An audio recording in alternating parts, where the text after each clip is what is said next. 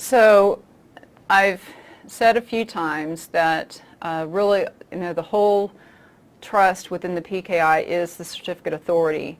And if a company does not properly protect its CA, and it gets, especially the private key of the CA gets compromised, then you don't know what certificates to actually trust that it's created.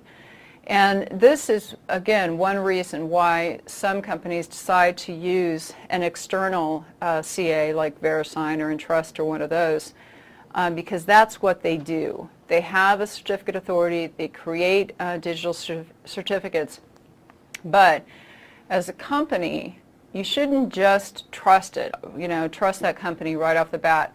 You need to read through they've got an operating policy which indicates how they secure that CA, how the certificates are created.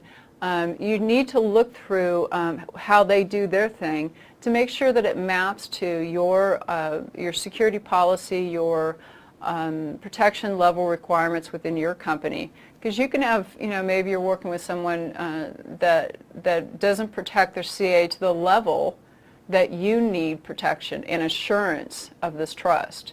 So when a company is working with an external CA, they should go through the policy, they should understand how the procedures work, understand the obligations of both entities.